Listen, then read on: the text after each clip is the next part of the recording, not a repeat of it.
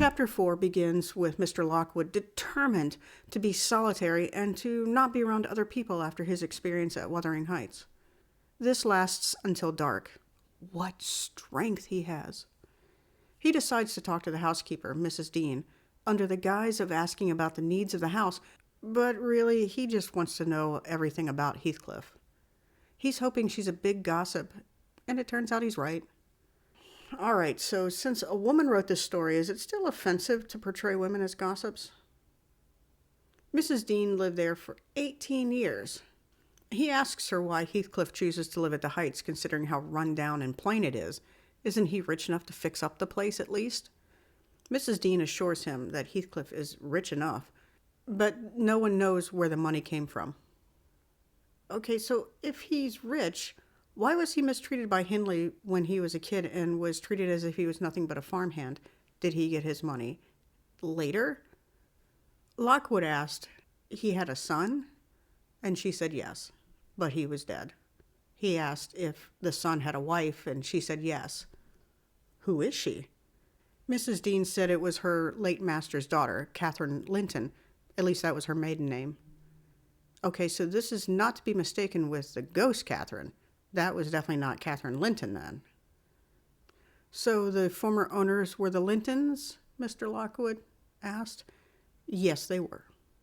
So who is that Earnshaw kid? Lockwood asked. Mrs. Dean explains that he is the last of the Earnshaws, the late Mr. Linton's nephew, Catherine Linton / Heathcliff's cousin, and Catherine Linton / Heathcliff's husband's cousin as well. See, Heathcliff married Mr. Linton's sister. Wait, which Linton? The father from the diary or the son from the diary? This is very confusing. Catherine Heathcliff is the last of the Lintons, like Hareton is the last of the Earnshaws, says Mrs. Dean. Mrs. Dean was kicked out of the Heights, so she asked Lockwood about Mrs. Heathcliff, and he says she's okay, but not so happy. And she asked about Heathcliff, and he said he was a rough fellow, and asked, is that how he normally is? Yes, said Mrs. Dean. Do you know about his history? Oh, absolutely, Mrs. Dean said, except for where he's from, who his parents are, or where he got his money from. Then she takes an opportunity to dig at Heathcliff for treating Hareton so badly. She says Hareton doesn't seem to notice how he's been cheated. All right, more questions. Why does Heathcliff treat him so badly, and how has Hareton been cheated? Mrs. Dean is very happy to tell Lockwood all about Heathcliff. Here's where the real story begins. This is the point where we would all lean in to hear all we can. You know Lockwood is doing that. Mrs. Dean's mom nursed Hindley Earnshaw, so she played with Hindley and his sister Catherine when they were all kids, and she also did chores around the house. One summer, Mr. Earnshaw left to walk 60 miles to Liverpool, and he was only gone for 3 days from this walk. He asked the kids, including Mrs. Dean, what they wanted from Liverpool. Hindley wanted a fiddle, Cathy wanted a whip for horseback riding, and Mrs. Dean wanted a pocket full of apples and pears. I wonder how many apples and pears you could fit into a pocket. Mr. Earnshaw made it home late on the third day, past the time they expected him, because he had some kind of accident on the way home. Whatever this accident was, it made him come home with a broken fiddle, a missing whip, lost apples and pears, and a gypsy child. Mrs. Earnshaw was not happy. They had too many mouths to feed as it was. She actually considered throwing him out of the house, but she agreed after Mr. Earnshaw gave the sad story of how he found Heathcliff and that he couldn't leave him there alone in Liverpool.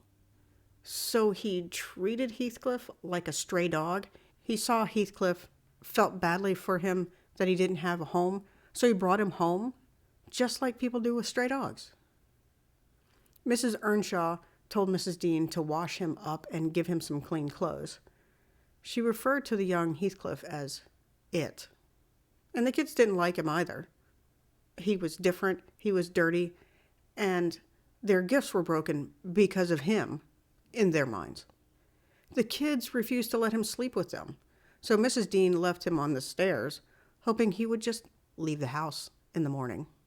Not to describe Heathcliff as a dog, though I think this imagery is what Bronte was going for.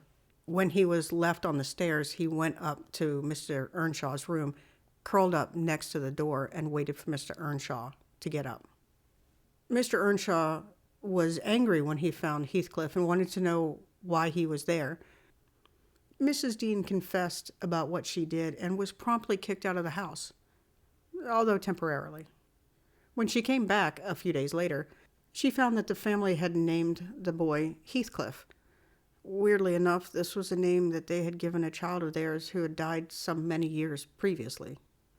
In addition to naming him after a dead child, they gave him the name as a surname, not his first name, which means that Heathcliff doesn't have a first name.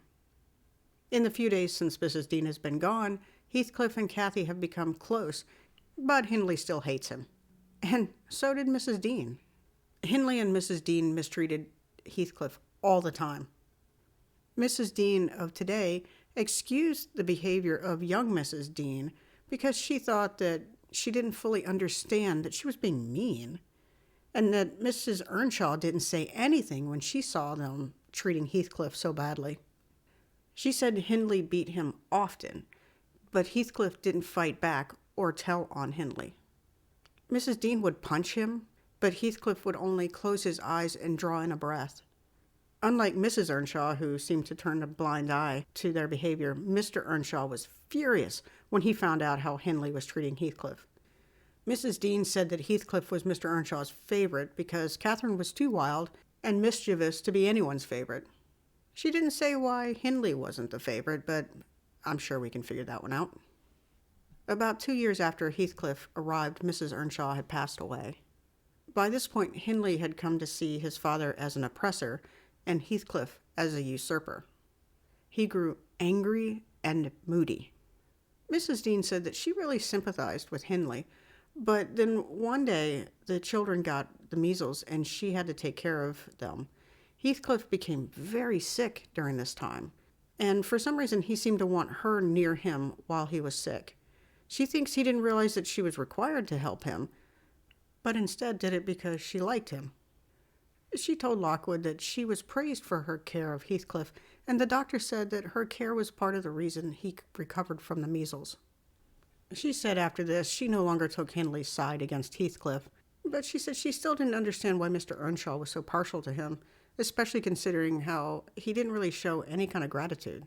She thinks Heathcliff was just unaware that he should show any gratitude, though she thinks he knew how Mr. Earnshaw cared about him and also knew how the whole house would jump if he asked them to. She then told a story about one time when Mr. Earnshaw bought a couple of colts for the kids. Heathcliff took the pretty one, but it became lame, so he ordered Hindley to give him Hindley's horse, or he would go tell Mr. Earnshaw about the 3 beatings that week where he had all these bruises up and down his arm. Hindley, of course, refused, and after some words and threats, Hindley picked up an iron weight that was used for weighing potatoes and hay and chucked it at Heathcliff's chest, and down Heathcliff went, bleeding at the point of the impact.